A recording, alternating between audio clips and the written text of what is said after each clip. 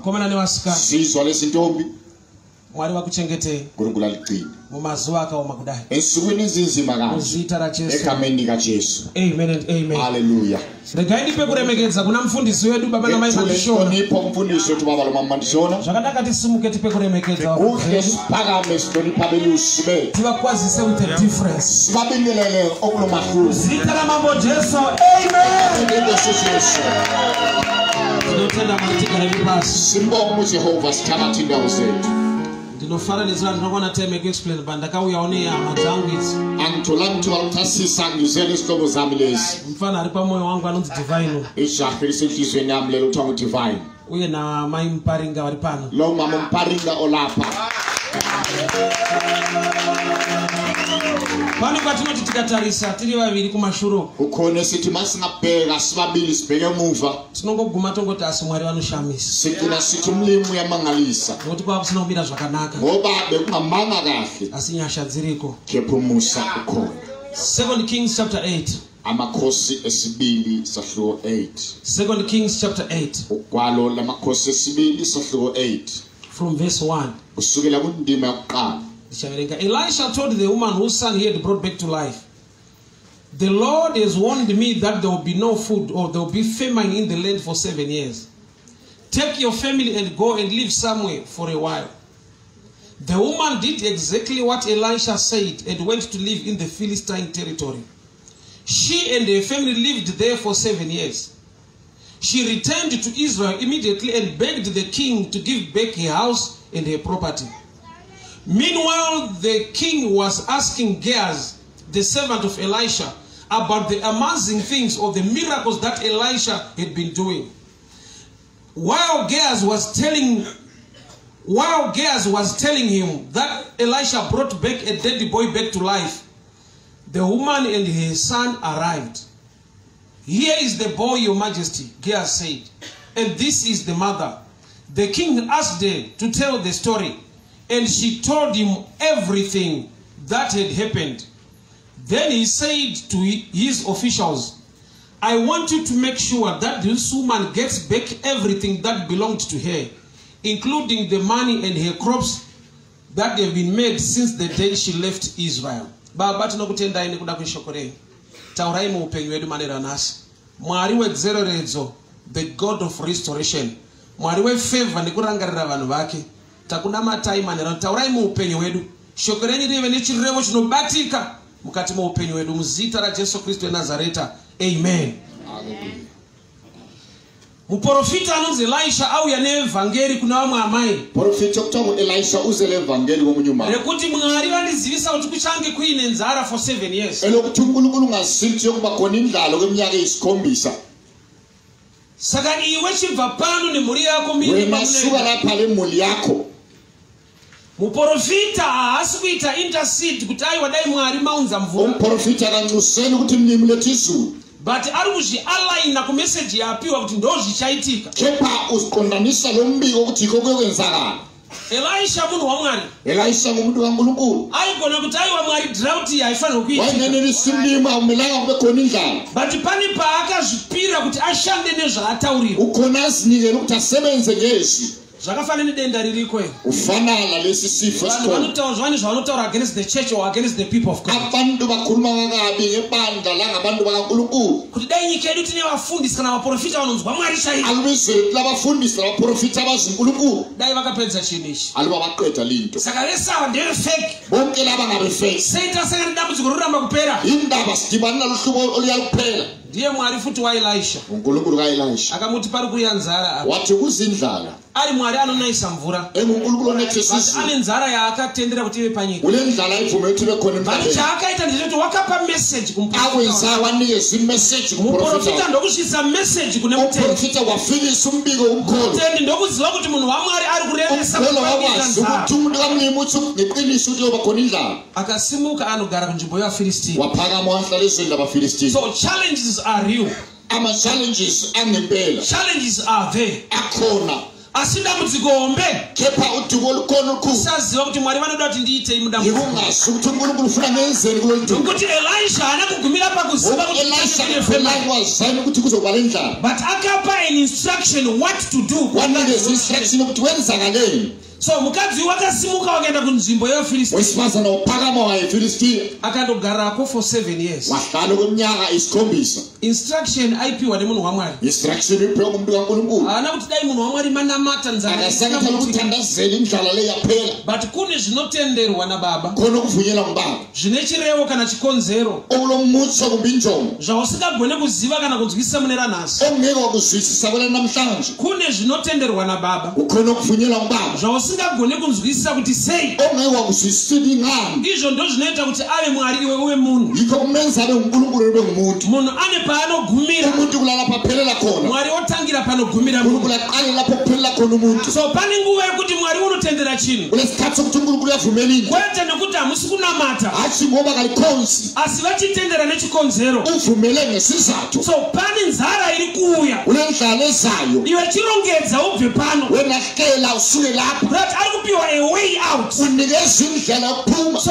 akaenda kuvaFilistia waya kwavaFilistia wakandogara kwemakore anoita 7 wahlala kweminyaka 7 zara ndokubva yapera indlala yaphela so that Elisha uElisha une expiry date une expiry date yedambudziko yodumo kureva kuti muna Mwari manje okuthi kuNkulunkulu makuda mutenda anoziva sokufuna umkholo waziyo kuti it shall come to pass ukuthi kuye kudlula izvi zviri kuitika zvinopfuura lokuwenzeka kepha kuye nokuti kudlula Mwari wedu unotirwira wethu wasimela so wakaenda nyika yaFilistia akazovuka wahambezenda vaFilistia waphenduka paadzoka ari kuda imba yake esephendukile ufuna indlela ari kuda kudzorerwa minda yake ufuna ukubuyisela amasimo so akhe zvokusvikira kumba kwamambo wasefikela endlini yenkosi achida kunotaura prayer request yake efuna ukuyakhuluma umthandazo wakhe bhaibheri rinoti wakasvika pamba ibhayibheli wafika ngekhaya mambo vachitaura naGehazi inkosi ikhuluma noGehazi mambo vachibvunza Gehazi inkosi ibuza uGehazi kuti mbonditsanangurira akundichasisele minana yakaitwa naElisha munhu waMwari izimanga ezenziwa nguElisha Gehazi ndofunga wakataura minana mizhinji uGehazi mbona wakhuluma izimanga eziningi but the outstanding one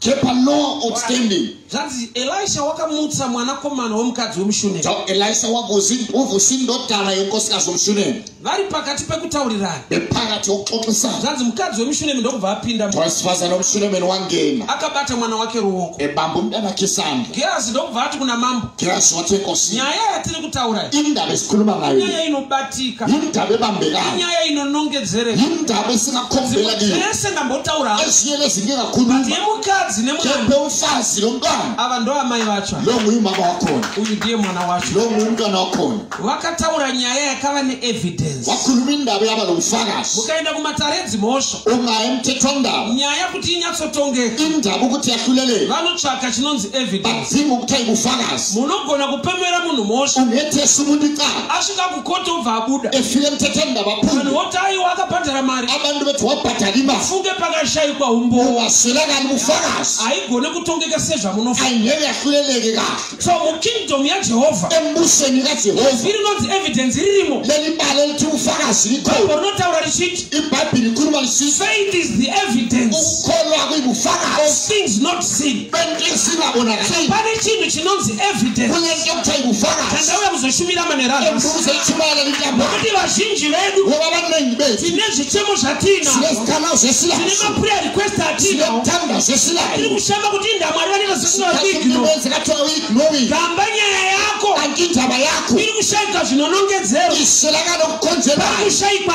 evidence kuswelakala ubufakazi mwari wedu vanoshanda uNkulunkulu neevidence usebenza ngobufakazi ukava nechichemo ungaba lesikhalazo ukava nedambudziko ungaba lodumo ukachema kuna Mwari ukhale kuNkulunkulu nyangwe misodzi yabuda lo mnyembezi iphumile vakada kukupa mhinduro engafuna ukunikeza impendulo avatarise kuchema akakhangela ukukhala vanotarisa evidence ukhangela ubufakazi umbo ubufakazi nokuti vagone kukupindura ukuthi akwanise ukuphendula uchandinzwa uzanyizwa la mumwe ane mubvunzo omunye wombuzo anamata nguva refu athandaza isikhathi eside Mwari indava singanzwe kuchema kanti indaba kwavo umlimi engezwa ukukhala kwami Mwari vanonzwa kuchema uNkulunkulu uyezwa ukukhala but mhinduro haisi pamisodzi impendulo ayikho inyembezini sorry to say this lusisi ukutsho iro lokho bhaibheri racho rinoti bhayibhili lithi lona vanodyara nemisodzi abahlanyela ngenyembezi vanodyara nemisodzi abahlanyela ngenyembezi arina kuti vanodyara misodzi. akutsho ukuthi abahlanyela So inyembezi Bible kuti pane nguva yekutochema zvinzvaoma. Bible kunesikhathi sokukhala into But zinzima tears are not seeds. kepha inyembezi akuyona imbewu Those who plant in tears, not those who plant laba tears. bahlanyela benenyembezi Kuti misodzi ingori evidence yekuti zvandoomera. inyembezi ubufakazi bokuthi But kungomele evidence inoita kuti zvakuomera Mwari vachizvigadzirisa. ubufakazi okwenza uNkulunkulu alungise ukukomeleyo. Alright. Jesu ari kupinda muguta rinonzi Naini. uJesu ungena esigodlweni naye Kuna amai vari kubuda muguta. kulo mama uphuma esigodlweni Mwana wavo akafa akatakurwawo ari kubuda. indodana yakhe efileyo Jesu ithwele asati amutsa mwana akafa. uJesu engakavusi indodana efileyo Akadila naamai vafirwa. udila lo mama ofelweyo Akavapa message iri wamnikeza kuprofesa. umbiko Akati mai nyararai. wathi mama thula Chinonyararidza munhu chiri izi kungomutsa zvakafa. okuthulisa umuntu okulula But ukuvusa Jesu okufileyo ari kuignora zvakafa. uJesu ignore okufileyo Onodhila nemupenyu. abe sesiyadila lokuphila Inoitarisira kuti Jesu adhile mina nezvafa ngakhathi uJesu muupenyu hwangu. ngadila lokufileyo empilweni yakhe Zvakaoma muupenyu hwangu dai okuzima empilweni yami uNkulunkulu udila Mwari lakho anosiya zvakandoomera. uNkulunkulu kushiya kungomeleyo Ouya kuna akaomerwa abe wacho. sesiya kulobona ukuthi olunzima Kuti pane chiri kutsvagwa kuno. ukuthi kukhona okudingwayo Ini kulo chandinoda kuti agadzirise mina ngifuna kulungisise kubasa kwangu, kusemsebenzini wami imba yangu. indlu yami But Jesu ari kuignora kepha chituva. uJesu ignore lokhu Ari kusiya coffin. uchiya ibhokisi Oenda kuna amai vafirwa. abe sesiya kumama ofelweyo Ko madi kungotanga nezvinochevedza. alanga lokhu kukhalisana Madi kutanga magadzirisa dambudziko. indaba ungaqala walungisa ithuba But chinotanga chagadziriswa manje. ungaqala kulungisise manje Munhu ane dambudziko. umuntu olothuba Kwete dambudziko. athi thuba So Jesu akaenda kuna amai. uJesu waya kumama Akati amai nyararai. wathi mama thula Mai pavakanyarara. umama ethula Ndokubva aenda kune chituna. wasesiya esidunjeni Ndokubva wamutsa chituna. wavusa isidumbu Oda iyi iri opposite zvaunoda. i-order le-opposite lokufuna Nokuti wokuchema kwako kwese ngokukhala kwakho konke lokhu ndezvaunoda kuti Mwari agadzirise. ukhona ufuna uNkulunkulu akulungisele Mwari khona obva akutumira mufundisi uNkulunkulu abe sekuthumela umfundisi anokugadzirisa. okulungisisayo Saulisa unonifundisi vari kutenderera. uyabona ukuthi umfundisi uyabhoda Dai vakubata nyaya iri kundinetsa. awubabambi indaba enhluphayo Gamba ndiri kubata chiri kunetswa. kanti ngibamba okukhathazwayo Ndichimbosiya zviri kukunetsa. ngitshiya lokho okukhathazayo Why? Nokuti denga kana rakuresponda ngoba mayizulu lirisponda rinotanga rashanda neinonzi evidence. liqala lisebenze ngobufakazi Ubvo hunoita kuti munhu adeserve kubatsirwa. ubufakazi obenza ukuthi umuntu asiza kahle So amai pavakanyarara umama ethula pane chavakareva muna Kristu. ukhona akutshoyo kuKristu Nokuti kana munhu ari panhamo, xa umuntu ephakathi kosisi izwi rekunzi nyararai izwi lelithi thula rinotaurwa nemunhu wese. likhulunywa ngumuntu wonke Maida kuti zviitirwani. bufuna kwenzelwe bani Nyararai kana asikana. akuthule ntombazana Inguva kana asikana. isikhathi Saka ntombazana Jesu akaparidza vhangeri rinenge riri obvious. uJesu washumayela ivangeli ngathi ijwayelekile Rekuti nyararai. elokuthi thula Haana kuti nyararai mire munhu akasakuthi thula ubone funa ukwenza maduzane Ai vakangoti nyararai. wathi thula Vaudzwa kunyarara. sitshela ukuthi awakathula Dambudziko riripo. udubo lukhona Chakavapa kunyarara. wamnikeza ukuthula Kuziva kukura kwaKristu ikwazi ubukhulu bukaKristu pamusoro pedambudziko riripo. phezu kodubo lukhona Kuziva kugona kwake ikwazi ukwenelisa kwakhe pamusoro pedambudziko riripo. phezu kodubo lukhona So pavakanyarara ngesikhathi ethula vakapa Jesu evidence wanikeza uJesu yekuti ubufakazi vanotenda yokuthi akholwa kuti chinocheme dambudziko rapera manje. ukuthi udubo soluphelile So manje kutenda ndokunova evidence umbowo. ukukholwa yikho kuba yibufakazi Kunyarara chinhu chiri physical. ukuthula yinto physical Kureva kuti there must be physical evidence. ukuthi kumele ube nobufakazi Inoita kuti obuphysical pagadziriswe zvinhu in the obenza spiritual ukuthi dimension. kulungisise izinto ezingeni kamoya Sadambudziko nderekushaya evidence. uhlupho yikuswela ubufakazi Munhu achikochema umuntu ekhala achiti Mwari ndirangarirei, sithi uNkulunkulu khumbula Mwari ndigonesei. uNkulunkulu ngenelisise Yes, in the midst of crying phakathi kokukhala pane action iri kudimandwa. ne-action So edinyaza amai vakapinda vakabata mwana wavo. umama wangene bamba umntana Gehazi ndokubva ati uyu ndiye mwana. Gehazi wathi nasi indodana Ava ndo amai ava. nangu lumama Nyaya tati chitaura indaba esikhuluma ngayo inobatika, yabambeka inooneka. yabonakala Amai vacho ndeava, umama wakhona nami mwana wacho ndeuyu. umntwana nami Mambo ipapo inkosi khona zvanzi vakarayira maofficials kuthiwa walayela kuti abakhokheli zvese zviri kudiwa namai ava wathi gadzirisana. konke kufuna ngulumama alungisanile Sei mambo vakasika kuti nyaya igadziriswe? indaba ephangisa ukuthi indaba Nekuda ilungisiswe. kwokuti vaona mwana ngoba wacho. ubona umntwana So wakhona amai vakabata mwana. umama ubamba umntwana Ndiwe ndini. nguwe lami Church ndiye mukadzi waKristu. ichechi yimfazi kajesu Church inofanirwa kufamba nemwanakomana. ichechi kumele ihambele ndodana Akafa akamuka. owafa wavuka Anova iye Jesu. owuyijesu Zvino mwanakomana anonzi Jesu indodana okuthiwa ujesu ane rimwe zita futi. ulelinye igama njalo He is the word. ulilizwi Ende shoko raMwari izwi likaNkulunkulu ishoko raunofanirwa kuita kudarika kunzwa izwi belenze ukwedlula ukuzwa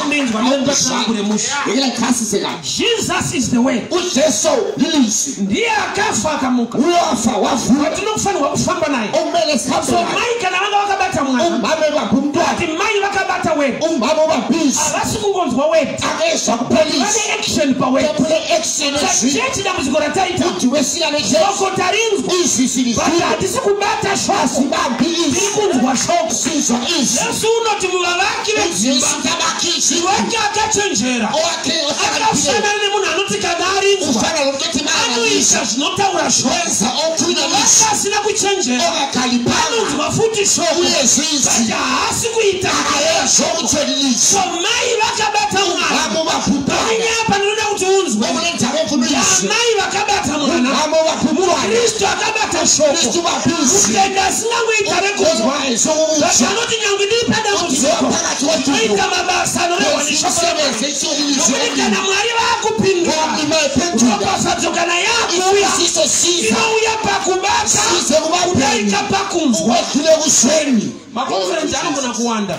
amaconference Vanhu vachinzwa message. abantu besizwi message Vachikuda vanyora manotsi. akusuka bhala amanotsi Vachinzwa kuti powerful. besizwi ukuthi powerful But hapana anobata. kepha kubambana Vanonzwa shoko. bayezizwi Amai vanga vakabata mwanakomana. umama wayebamba indodana Mwanakomana uyu ndiye Jesu. indodana leyo Iye ngujesu akafa akamuka. uyafa wavuka Uye rimwe zita rake. elinye igama He lakhe is the word. ngulizwi So amai kana vakabata the word. umama mayebambisi Kuti Bible shoko raMwari. okuthi ibhayibhili zikaNkulunkulu Evidence inomira pamberi paMwari. ubufakazi buma phambi Kuti Mwari kaNkulunkulu ndirangarirayo. uNkulunkulu mkhumbula Takarigwa mukubata. ufihle Kuti kubambeni kana raparizwa. ukuthi imali ngajunyayelwa Rochibatika bese roraramika. libambeka liphileke Chemba munhu angacheme. ukhala umuntu yakhala In the midst of Christ. phakathi yokukhala Mutendi ngabate shoko. kholo makabambisi Ngafambe ne-evidence. makahambele Yekuti ubufakazi zvakaoma hazvo kubasa. njengoba komile emsebenzini Zvamunotaura baba ndinoita. okukhulumayo babayenza Zvamunoti tiite ndinoita. othi kwenzenyenza Mwari vachimuvha nekuita uNkulunkulu kwemunhu. ukuphakanyiswa kwenza lokhu Vakakuona uri munhamo. akabona phakathi Voona kwethu zvauri kuita. abesebona Kwete okwenzayo voona machemero. Voona atabona izwi lokhala zviriitika. ngayo bona okwenzayo Zvakafadza mambo. okwathokoza Kuti inkosi amai angavapiwe. ukuthi umama Imba makaphile yavo nemunda wavo. yakhe lamasimo akhe Vakaona mai. wabona umama Vakabata mwana.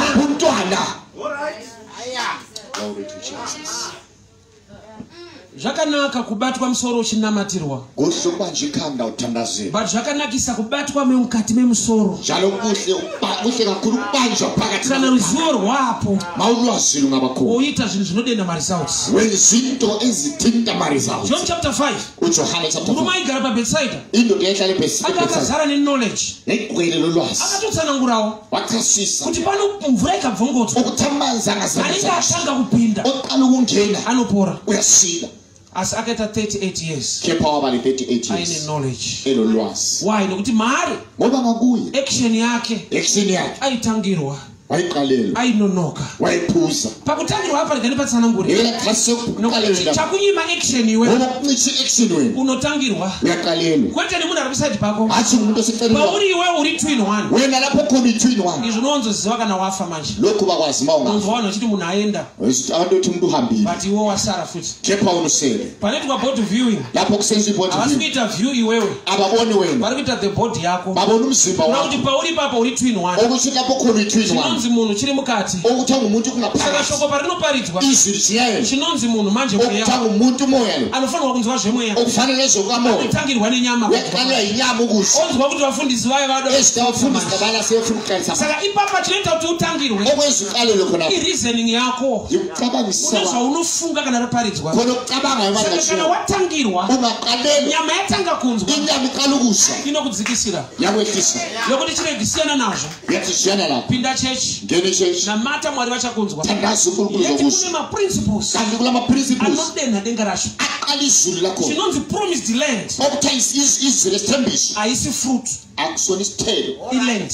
kumhlabathi and kubenefita from the land. ukubenefita kusukela You must kumhlabathi till the land, kumele usebenze plant the seed. uhlanyele imbewu Kugara pa promised land. ukuhlala ezweni lesithembiso Usina zvauri kuita, ungelo kwenzayo you can still suffer. uyakwanisa Munhu kusayiswa ari kudesert. njengomuntu Why? esenkangala Because the promise is in the soil. ngoba isithembiso To semhlabathini benefit the promise of the ukuthi soil, ubenefit you must isithembiso know somhlabathi what to do. kumele ukwazole wenzele emhlabathini Ndakati ndo nhamo yatinai special athi Zimbabwe. thiwe esalo ezimbabwe Nomunzi vana vachicomplaina so. yeswa abantu bekhononi Takaita independence kudhara. senze independence kudala Zvacho zvaramba into zvakaoma. zakhona zarazomile Ndika problem ndeye-English. ngathi dubo ngolesikhiwa Independence zvinomborevei. independence kutshona Hazvireve prosperity. akutsho impumela Zvinoreva kusununguka. kutsho inkululeko Kuti unogona kunge wakasununguka uyakwanisa ukukhululekile usina zvauri kuita muupenyu. ungeno kwenzayo empilweni Life yobva yakusungawo. impilo ibisekubopha So kune personal independence. ule personal Yekuti independence unofanirwa kuita something. ekuthi kumele wenze into Saka unotoona kuti hatakasununguka manje. asikhululekile But mani life yacho yakaoma. impilo yakhona omile Kupotsa English. kuthi isikhiwa lokho Independence. independence Hazvireve prosperity. akutsho impumela Zvinongoreva kuti hapana ari kukudzvanyirira. kuthi ukuthi akekho kuncindezelayo Wakuzvidzvanya wega. sozincindezela wedwa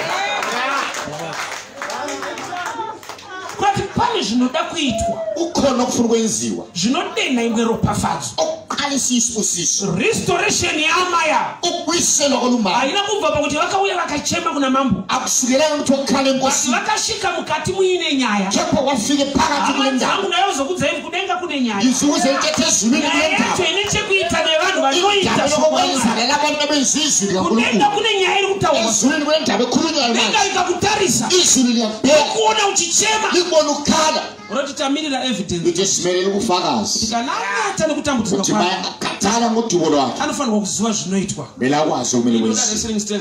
ndamthanda i-wrestling kakhulu Wrestling ine principle yandinoda kuyanofanidza nekingdom yaMwari. i-wrestling ile principle engisebenzisa lo mbuso kankulunkulu Mwari vanotorwadziwa nedambudziko rako. nkulunkulu uze ubuhlungu ngodubo lwakho But iwo manje muranda weshoko rake kwete mashoko ako. yena uyinceku yezwi lakhe hashi izwi lakho Ndanzokoro futhi. bekela mphinde Mwari wacho muranda weshoko unkulunkulu rake wakhona uyinceku yezwi lakhe kwete mashoko ako. hayi amazwi akho So kana ari muranda weshoko rake, hayi inceku besigcini sezwi lakhe a servant of his word.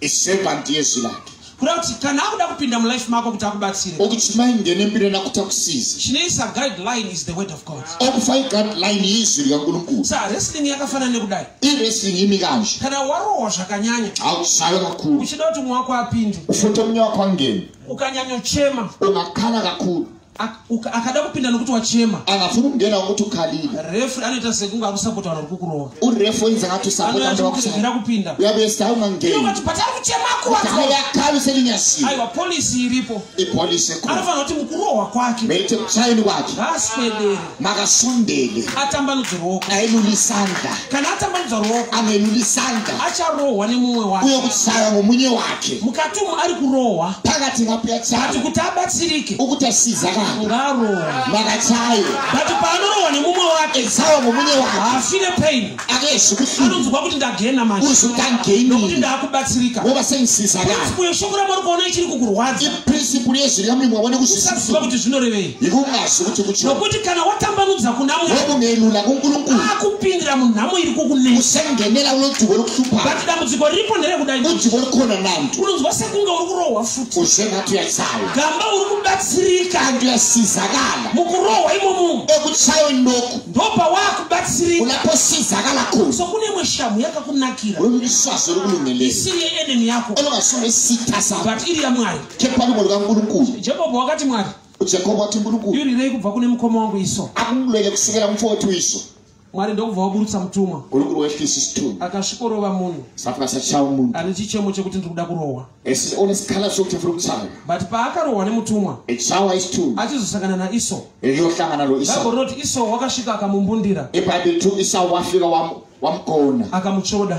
wamqabula Nekuda kwokuti kana warohwa nedenga, ngoba ungatshaywa lizulu pane blessing yabata pauri. unesibusiso esibambelele Icho kadi akabva ipapo achikamina, iqiniso wasuka lapho eqhuba asi denga rakati waropafadzwa. izulu lathi ubusisiwe Injari iripo, ukulimala khona blessing iripo. sibusiso sikhona. But ukaba nemeso anoona injani. Ungaba namehlo abona ukulimala. Isithi bana wadiki. Thina sisengabantwana Ukaenda kuchipatara. wayesibhedlela. Ukanzi endai munobayiwa jekiseni kusero. Wathi hamba nehla ijekiseni Wayibona ngamuva. kupfuririra. Wayekwanisa ukudlulela phambili. Because awuzive value ukuthi jekiseni rakambogadzirwa. Ngoba awazi ivali yokuthi yelungiselana ijekiseni. Jekiseni arisi designed kubaya chete. Ayilungilwanga ukuthi ihlabe kuphela ijekiseni. Hongo rinobaya asiri designed kuti narapike. Kepha ilungelo ukuthi umuntu alapheke. Sa uchizwa vanhu vakuru vachitenda piwa majekiseni. Yikho abadala bethu bangaphiwa ijekiseni. Vakuru avati kubayiwa. Abathi ukuthi ukuhlatshwa. Vanoti kupiwa. Bathi ukuphiwa. Kana usati wakura kubayiwa. Nxa usisemncane Kuna ukuhlatshwa. notoshura kuti asideva ndipari majekiseni. Kulabanye abathaya alibuye ngipha ngamajekiseni. Asikufara kuti deva ndipari majekiseni. Ethokoza ukuthi babangipha amajekiseni. Nokuti anoziva zvazvinoreva. Ngoba uyakwazi ukuthi kutshoni. Glory to Jesus. Chinhu chinonzi principle. Into okuthiwa iprinciple. Chinhu chinonzi evidence. Into okuthiwa ibufakazi. Chekuti munhu anofanirwa kuacta kuita. Ukuthi umuntu kumele ayenze. Hazvina basa kuti zvinhu zvakaoma zviri kunetsa. Akulandaba into zinzima Mwari ziyahlupa. kuranda weshoko rake kwete mashoko uNkulunkulu ako. usigqilise izwi lakhe athi la Usithi shepindai. usithi inkosi ngena Vanoti chakandimisa panapa. uthi ungimisa lapha Ndoda kuona kubata kwako ngifuna ukubona ukubamba kwakho pamwanakomana wangu. kundodana yakhe Nokuti mwanakomana wavo ngoba indodana yakhe ndiye akafa akamuka. nguye wafa wavuka Mwanakomana wavo indodana yakhe ndiye Kristu nguye uKristu anonzi the word. okuthiwa nguliso. So amai ava ipicture yabeliever. Umama lo umfanekiso omkholo Ane ruoko pashoko ramwari. olesandla ezwini likaNkulunkulu. Gehazi vari kuti ava ndo amai. uGehazi sithi lo nguye Uyu umama ndiye mwana we. lo nguye umntwana Ari kuti uyu ndiye kutenda uthi nedambudziko. lo nguye umkhola But olodumo ane kubata kunoita kuti musaregere kumubatsira. olokubamba kwenza ukuthi ungayekeli ukumsiza.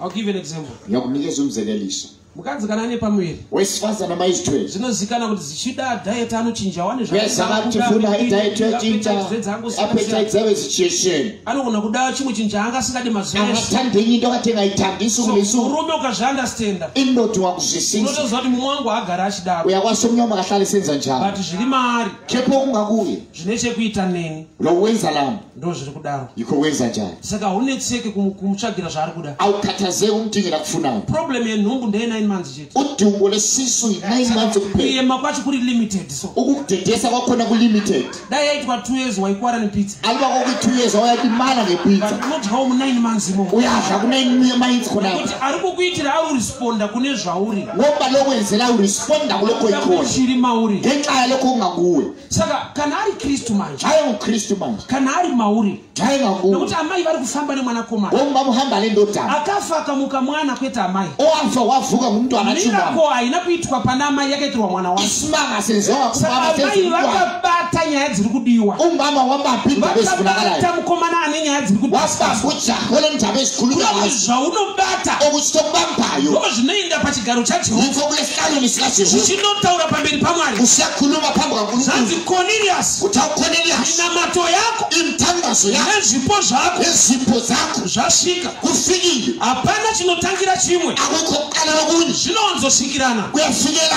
Kuda kuti zvikashota okuthi uthi ungasilela chimwe chinofanirira chimwe. okunye kuyamelela Pane okunye minamato yakamirira kubata imithandazo ekumele ukubamba khona manje awuzwanga. minamato yako imithandazo yakho nezvipo zvako nezipho zakho zvasvika. Inzwa oda. kufikile zvane oda Havana kuti akazange ethi minamato yakauya imithandazo yeza vati tazongofunga kurisponda nekuda siqala kwezvipo. ukurisponda ngenxa yezipho Zvinenge zvinetsika kuenda pamwe chete. kuba uhamba ndawonye. Saka zvichida minamato yako yako. funa imithandazo yakho esikhona Mwari ndirangarirei Mwari. uNkulunkulu ukhumbule Namo yanetsa udingo ndakuzwa soluhluphile lokhu nalokhu pomirirwa kutambanudzwa kweruoko. kube sokumelela kwelulwa Saka kwesandla. minamato yako imithandazo yakho kubata kweruoko hapana. sikhona imithandazo ukubamba Kuti kwesandla. asi Mwari dai vanzwisisa situation yangu. alo umlimi azwisisi isituation yami. Chinhu chinonzi principle chiri dangerous. into okuthiwa iprinciple iyingozi. Chakafana nemunhu fana lo muntu ari kuscribe kumazi ambulance ari kubatirwa mari. obanjelwa imali ngabe mazi ambulance Kuti kana akaita dambudziko anongofona ambulance oyayomukora. ukuthi angaba dubu yafoni ambulance ibize So mthatha. munhu aita dambudziko ari muno umuntu selodube lapha ofonera ambulance iri kutaura kuti yezvora. esemophoma afonela i-ambulance esethawula ukuthi izemthatha. But driver waambulance woona munhu mutauni ane dambudziko rakakura. udrayiva we-ambulance abona umuntu oludubo olukhulu etawuni. Munoziva here kuti anopfuririra. liyakwazi na ukuthi uyadlula Haashande netsitsi. akasebenzi ngozwelo. Anoshanda maringe mamembers ari kubatirwa mari. usebenza ekhangele namalungu abanjela imali. pamwana kundidzi funa kaungizwanga driver akaita tsitsi newe udriver ngaba lozelo obva achikora ambulance abe sekujubilikisa yako ambulance kesi yakanyanya esakho lesimo sinzipinda pinda umuntu onokusiya ngezomutora ngena memba lapha ngekuchiya kumese yathatha umuntu ule basa rapera umsebenzi uphela naizvozvo vatumwa vari patight nedenga lesithunywa zikuthayithi ngezulu even vachitoona zvako zvakaoma bebonto kwakho kunzima vanenge vangawedzere kuropafadza akaropafadzwa kudhara bangathi bangangezele ubuso kudala akambozvona kuti vamwe vanenge vanongonyanya awukazi ukuthi abanye bathi lokhu kungathi kuyanda ukuphakanyiswa kwakhona last week akapupura motikari lasi ukufakaza imoto this week akapupura muchato ulivye ukufakaza umshado mwari wacho achiti jamba upapulukula kuneseqa ufunge vatumwa vanodispatcha mablessings isithunywa eziletha izibusiso vanoshandawo maringe the principles of the kingdom zisebenza ngama-principles embuso netsitsi zvechokwadi unkulunkulu luzelo sibili but muranda weshoko rake uketi mashoko kepha ako izigqili sezwi lakhe hashe lakho kuti mukuoma kwazvo sithe kuomeni kwakhona famba ukabata mwanakomana hamba ubambe indodana iva neevidence pamberi pachigaro chajehovha uba lomfakazi phambi kwesihlalo sikankulunkulu nokuti nyangwe nyaya iyi yataurwa loba lindaba ikhulunyiwe inofanirwa kuoneka umele ibonakala kuti ava ndo amaya uthi lo nguye umama uyu ndiye mwana we le yindodana vanhu ivava vane dambudziko laba abantu for balenkinga 7 years okweminyaka isikhombisa vakafektwa nefemine bafethwa indlala but hapanongonzi ava ndo amai ve7 years akuzayikuthe famine. lo umama we-7 years famine Pari kutaurwa wawakabata wawari kufamba naye khulunywa ngalo ambambileyo hamba naye hama dzangu tsika ishoko ramwari zihlobo zami umkhuba wezwi likankulunkulu tikasayinzwisisa sinakela ukuzwisisa tinoita nguva refu siyaba lesikhathi eside tikoti asi inda mwari asingandinzwa ati indaba unkulunkulu enganyiswa inda mwari asiri kundinzwa indaba unkulunkulu enganyiswa ndanamata ndachema thandazile ngakhala misodzi yakaonekwa nyembezi zabonakala asi where is the evidence buphi ubufakazi ukapinda mudare redzimosha ungangena emthethwandaba ukanzi baba wathiwa baba muri kunzi makaripa mwana uyu uthiwa wadlwemula lo mntwana mune here chekutaura lakho nako kutsho wotanga kuchema qala ukukhala wochema khale wochema khale major street anorwa sando padeski paka majasithi wetshayisando deskini yakhe haati nyaya yapera akatsho ukuthi indaba anoti ipheli kana mapedza kuchema toda umbowo uthi ma ungaqeda ukukhala sifuna ubufakazi misodzi yese ukuthi inyembezi zonke lezi kana ngondinyara kuti ndarachema yisho ukuthi abe lamahloni ukuthi hali umdala ukhalile vanoshanda neevidence usebenza so ngobufakazi kingdom yamwari ine maprinciples buso kankulunkulu ama-principles it's true ndimwari weminana iqiniso unkulunkulu wezimali but munoziva here kuti mwari liyakwazi na ukuthi unkulunkulu akati let there be light wathi ma kube khona ukukhanya ndiye mwari nguye unkulunkulu akazosika futi zuva wadala ilanga kureva kuti kune light in the dimension of miracle okuthi ukuthi kulokukhanya ezingeni lezimanga kugweta light ratinowana kubva pasource inonzi sun kube khona ukukhanya okusukela kusource okuthiwa ilanga kureva kuti kune zvinhu zvine macycles nemasystems okuthi ukuthi kule zinto ezilama-cycles lama-systems zvisingaonekwe murange yemamiracles okungabonakaliyo kuma-range ezimanga anoita minana murenje uyezenza izimanga enkangala zvokuti munongomuka kuma10 muchinonhonga chingwa ukuthi liyavuka ngabo-10 lisadobhisile but achinhongwe upenyu hwese asidothi impilo kuti yonke pane paunofanira kunge wasvika ngoba khona lapho umele ubusufike khona wava kubatabadza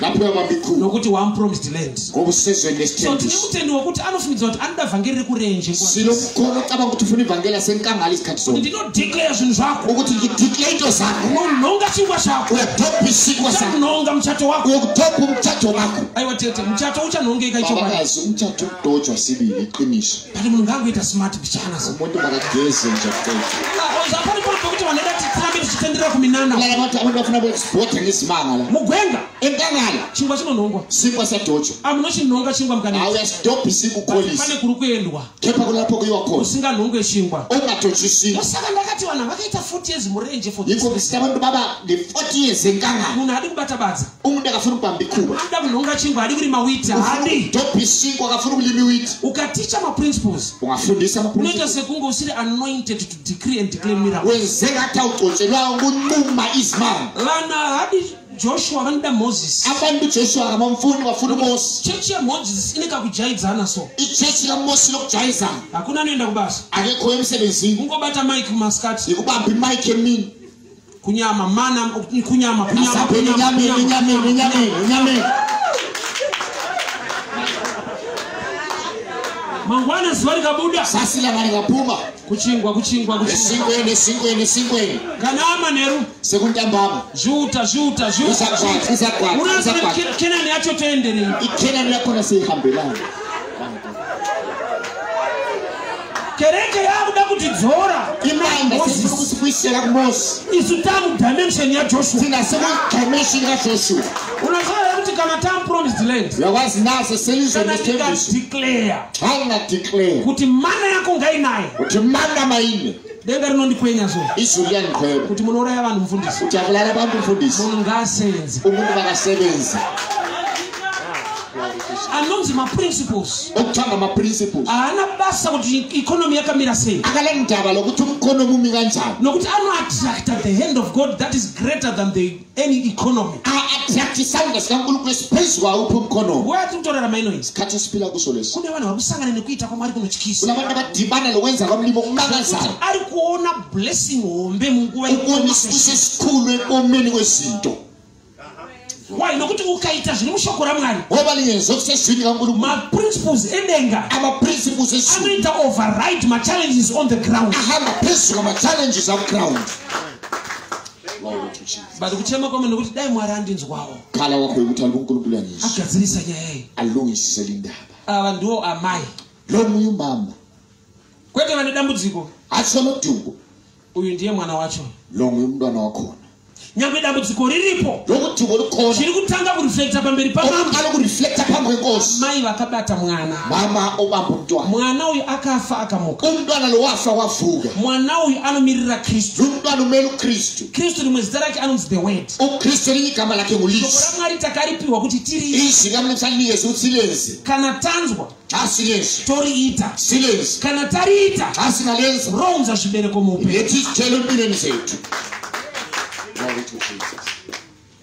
so kereke irida kudzokera kurenje bandla lifuna ukubuyela enkangala vafunga minana yamozisi acabanga izimanga zikaMose vanhu vakatadzira mwari abantu bangaonela unkulunkulu mosi wainofugama mugomo Mose wayiguqa mwari intabeni musavaparadza vanhu venyu unkulunkulu ngababhidlisa abantu vamwe vanhu vanozoti kudii abantu bayokuthina abanye vati kana ari joshua kepha abanye uJoshua anoti kana imi musingade kunamata lina mali engafuna ukukhonza ini namadhamu wangu nevafana lina lomadamu labafana siyahamba unoza kuti joshua anenge hanawo umwari uJoshua ungathi akala kunkulunkulu so haita zvetsitsitsitsi so akala uzwelo adopinda kenani namadhamu wake funa ungena iKhenani nonkosikazi wakhe kanzi imi mukaramba ini namadhamu ngayala mina lomadamu labantwana siyangena kurati arida kugadzira ageneration ufuna ukulungisa isizulu yevanhu vanofanirwa kuziva maprinciples esabeni kumele bazi ama-principles kuti taakuda vanhu vanoita zvinotaura ukuthi abantu zvakanaka abazokhulula lizwi mosa kunamatirwa kuri right ukuthandazelwa kulungile jesu akamutsa mwana wajairasi angafa Jesu wavusa umuntu akaJairus wayefile imirako iyo isimanga leso chinzwa zvaakataura amutsa mwana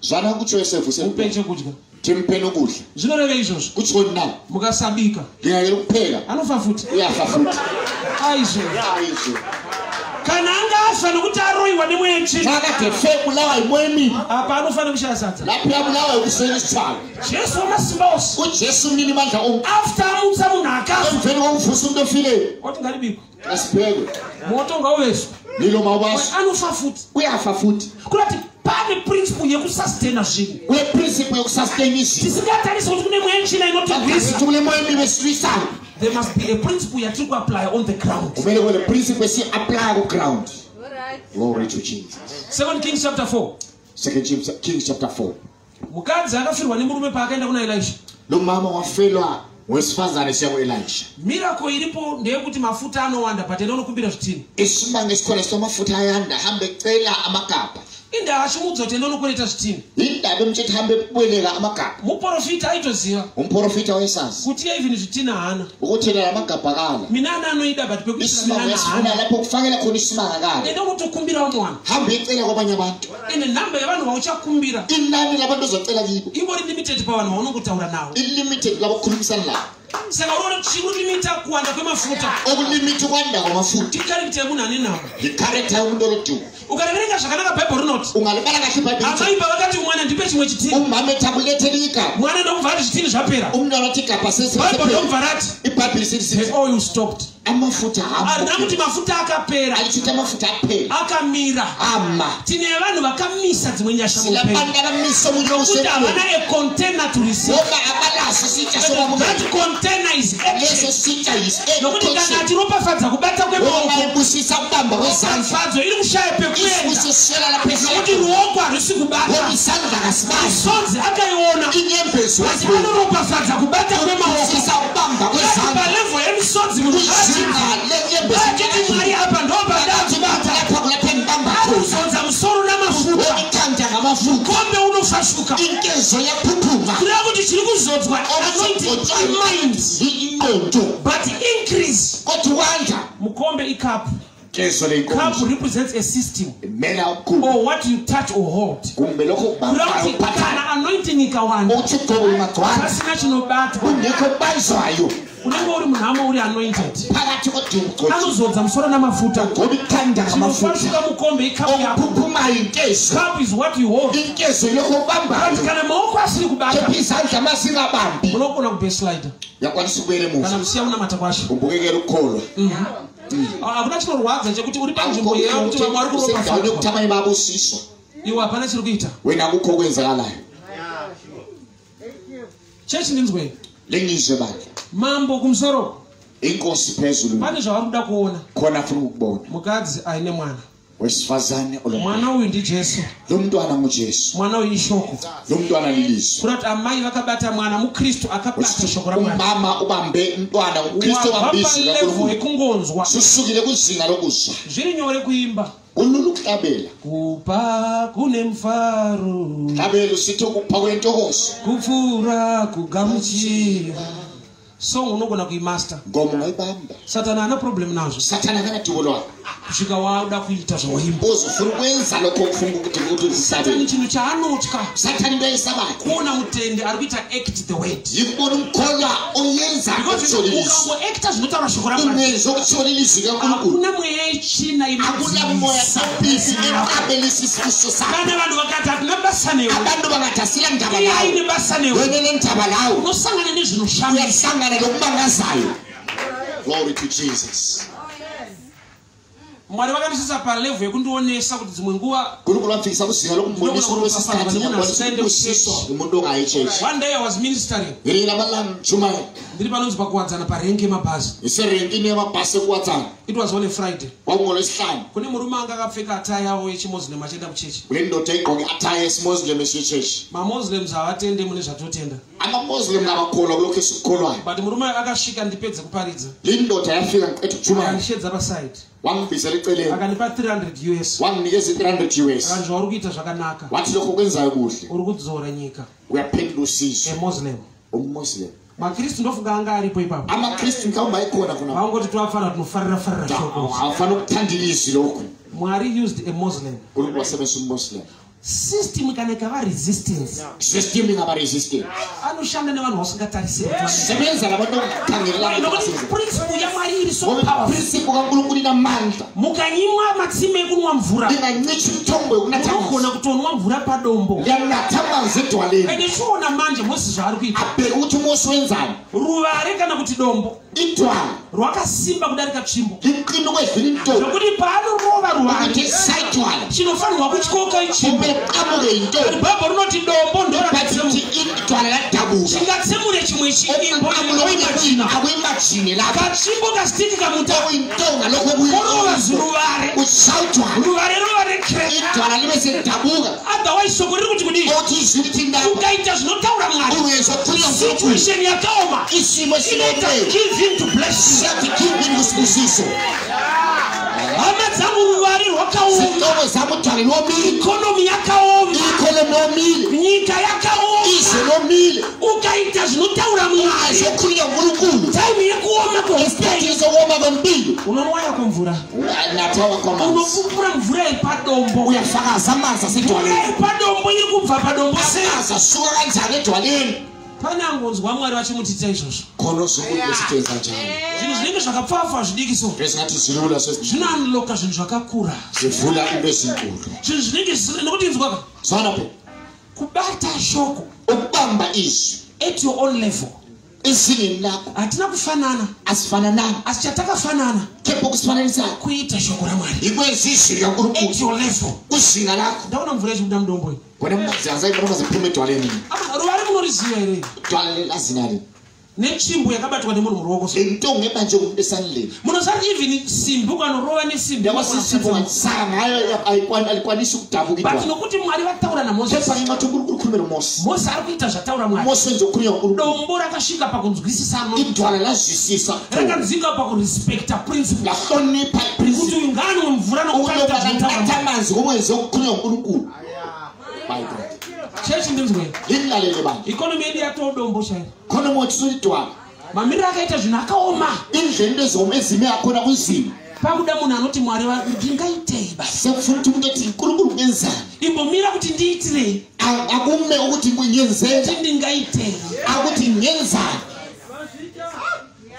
pane chinoda kuonekwa naMwari ukhona uchiita ukufuna ukubona uNkulunkulu kwenza chinoudza dombo kuti dombo ipa munhu mvura okutshela idwala ukuthi idwala nikezwe umuntu amanje kune vanhu vapiwa ma-blessings mueconomy yakadai kulabantu abanikezwe isibusiso kwi-economy saka tino zvinhu zvakadai so wothi into zinje so kune vanhu vari vakadzimba kulabantu abayakhisiwe muimagina kuti vanhu ivo manje avashisha ukuthi abantu zvakaoma ingezomile zvinoita kwenzeka hakuna nguva iri right akuna sikhathi kuna esina Mwari ari right chero nguva uNkulunkulu right God is good all the time ulungile ikhathi zonke times can be bad inkathi zingaba he remains a good God kepha wale uNkulunkulu so olungile chakudiwa okudingakala kupinda ne-evidence ukungena nobufakazi glory to Jesus unoziva here kuti uyakwazi na ukuthi zvaunobata kana kuti evidence okubambayo ngobufakazi it speaks louder kuyakhuluma vantaura kuti vanoti action speaks louder than the words abakhuluma isikhiwa bathi kwenza kuyakhuluma ukwedlula ndikupe example wapinda motikari iweyo ungene emotweni njengomsebenzi waita key on